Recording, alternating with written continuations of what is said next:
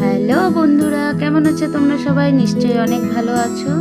আমিও অনেক ভালো আছি। মৌসুমী রান্নাঘরে তোমাদের সবাইকে স্বাগত। আজকে আমি রান্না করব সয়াবিন আলুর কষা। তো এখানে আমি সয়াবিনটাকে গরম জলে ভিজিয়ে নিয়েছি। এখানে আমরা দুটো মাঝারি সাইজের আলু কেটে নিয়েছি আর সয়াবিনটাকে জল ছাড়িয়ে নিয়ে নেব।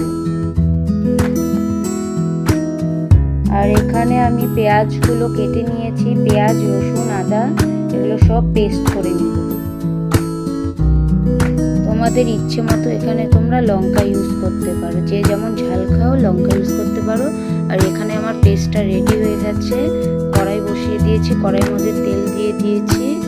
এখানে আমি লবণ দিয়ে দিব আর অল্প হলুদ দিয়ে দিব। তারপরে আমি সয়াবিনটাকে ভেজে নিব। আগে তেলের মধ্যে নুন হলুদ দেওয়ার কারণ সয়াবিন বলো যে কোনো সবজি বলো আগে যদি আমরা দিয়ে দিই তাহলে যে তেলটা ছেটে সেটা ছিটবে না। এটা তোমরা বাড়িতে ট্রাই করে দেখতে পারো। এখানে আমার সয়াবিনটা ভাজা হয়ে গেছে, এখন আমি নামিয়ে নেব। দেখো আমি সয়াবিনটাকে নামিয়ে নিয়েছি, আমার ভাজা হয়ে গেছে। আমি কড়াইয়ের মধ্যে আর অল্প তেল দিয়ে দেবো। এখন আলুটাকে দিয়ে দেবো, আলুটাকে খুব ভালো করে ভেজে নেব।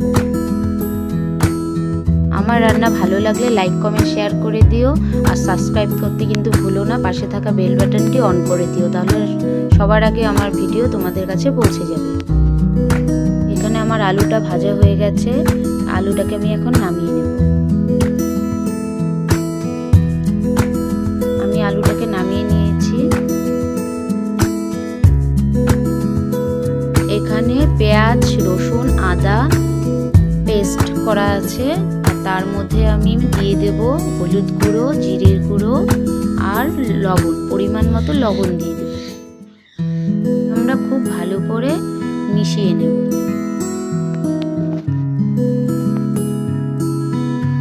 দেখো এখানে মশলাগুলো আমার খুব ভালো করে মেশানো হয়ে গেছে।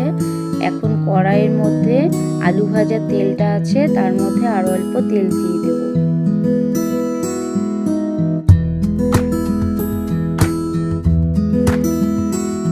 আমার তেলটা গরম হয়ে গেছে। এখন আমি সাদা জিরে, তেজপাতা, শুকনো লঙ্কা দিয়ে দেব আর দিয়ে দিব গোটা গরম মশলা। এখন এই তেলের মধ্যে মশলাগুলো দিয়ে খুব ভালো করে কষিয়ে নিতে হবে।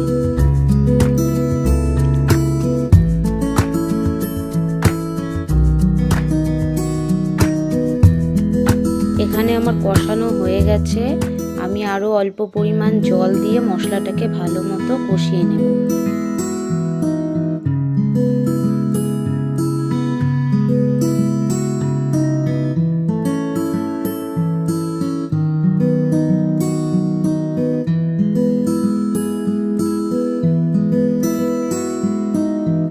এখানে আমার মশলা কষানো হয়ে গেছে। সয়াবিনটাকে ঢেলে অল্প পরিমাণ জল দিয়ে খুব ভালো করে 2 মিনিট কষিয়ে নিতে হবে। এখানে আমার কষানো হয়ে গেছে। এখন আমি হাফ গ্লাস জল দিয়ে দেব আর জল দিয়ে খুব ভালো করে ফুটিয়ে নেব।